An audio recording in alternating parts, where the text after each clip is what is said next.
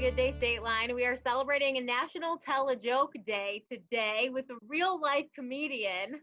Hello, Pat McGann. How are you? Good. How are you? What's going on, Michelle? Good. We're so excited to talk to you, especially because, Chicago is local when it comes to celebrities. You're a celebrity, Pat. Yeah, right. I remember I was with Sebastian up there at the Coronado. Yes. It was outstanding. We had a blast. Oh, I've Absolutely. been to Rockford a ton.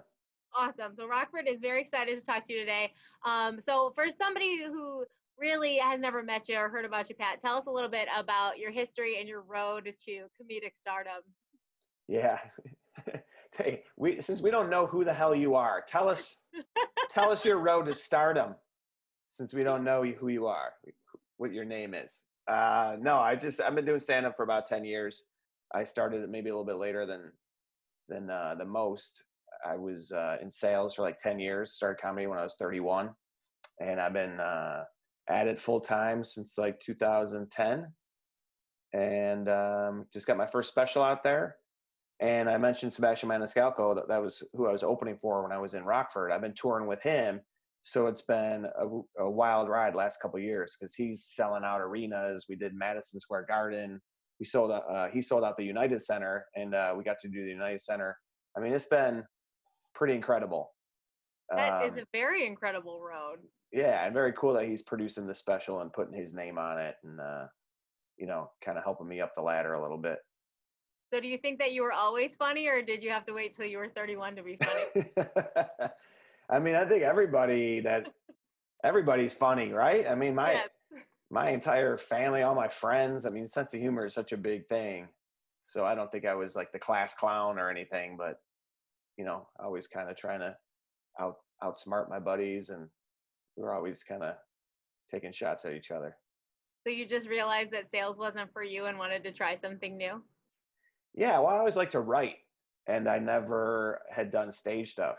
I was always like playing sports, and never was like in a play or anything.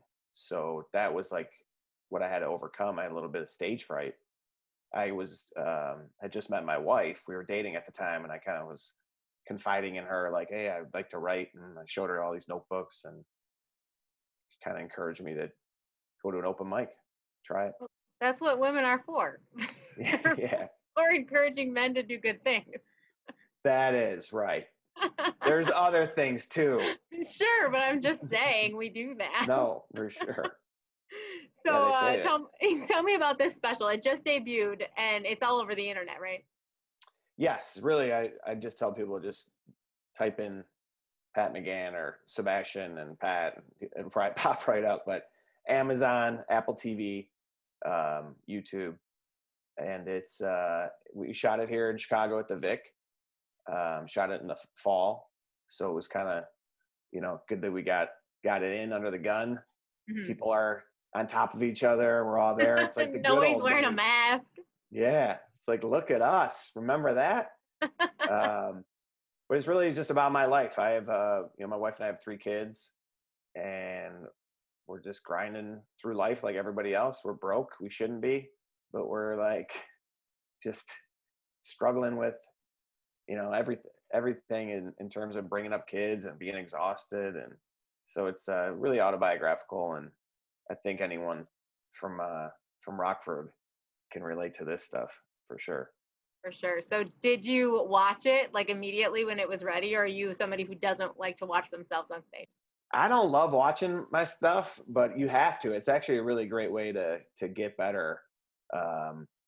So I was part of the editing, so I watched it, yeah, but I didn't like download it that night, and because it came out last week, and I got a lot of support around here and online, and people downloading it and all that. So it didn't feel as much of a premiere to me, just because sure. I've seen it.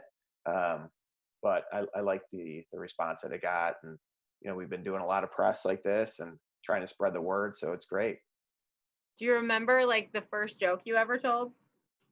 The first joke I ever told, I had a bit about homeschool, which is kind of funny. Ironic. Because I stopped doing it because I was like, I wasn't homeschooled, and I don't know anybody that was homeschooled, and now here I am homeschooling. Now you're a teacher. We're getting ready for another semester.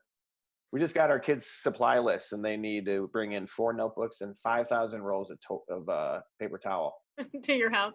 Yeah, and they need it's a Catholic school, so it has to be their hazmat suit has to be like a certain plaid. It's a very specific kind of plaid that it needs to be. How old are your kids? 8, 7, and 5. Okay, so fun ages and definitely fun if you're teaching them for, I guess, the second time. You probably did the end of last year too. Yeah, I mean, we skated a little bit. Our school days are a little. They start they start around 10 and go till 10:15, 10:20. Oh, this sounds good. Sounds doable, really, for No, parents and children. we're trying to. I just feel like everyone should just be on the same page. We should just have like a reading list right now and watch these documentaries, Yeah. read these books, and do flashcards. And I think a lot of memorize. parents would agree with you on that. Yeah, let's bump up state capitals. I could do state capitals with these kids now. They're capable. Get it out of the way when they're in second grade rather than fifth, right? I got the map right here. Can do it. We'll Yeah, knock it out you're right on now. it. I told my sister-in-law if she needs me to teach her children, I could just teach them the presidents in order because I know a song. Oh, you That's all do? I can do. I do. Very lucky I have that right here, taking up That's space. awesome. Okay, so it is National Tell a Joke Day. So, Pat, we want you to rate our viewers' jokes. Do you think that you can do that for us? Oh, sure. Yeah.